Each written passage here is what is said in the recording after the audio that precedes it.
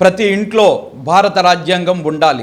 అసలు ఏమిటి భారత రాజ్యాంగం అంటే 99% మంది భారతీయులకి తెలియదు. తెలియకుండా చేశాయి ఈ ప్రభుత్వాలు. ఎక్కడ భారత రాజ్యాంగం ప్రతి ఒక్క పౌరుడికి తెలిస్తే ఈ ప్రభుత్వాలు చేసే తప్పులను ప్రశ్నిస్తారని ప్రజలకు అందుబాటులో లేకుండా చేసింది. అసలు ఏమిటి భారత రాజ్యాంగం?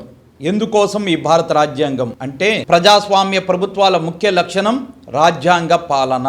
రాజ్యాంగ పాలన కింద ప్రజలు కొనసాగడం అనేది చైతన్యానికి ప్రతీకే తప్ప నియంత్రణకు, బానిసత్వానికి సంకేతం కాదు.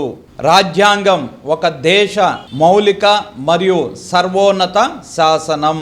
ఈ రాజ్యాంగంలో ప్రభుత్వ వ్యవస్థల నిర్మాణం, అధికారుల పరిధి, ప్రజల హక్కులు, వాటి పరిరక్షణ, పరిపాలన స్వభావాన్ని నిర్దిష్టమైనటువంటి చట్టం రూపంలో పొందుపరచడం జరిగింది.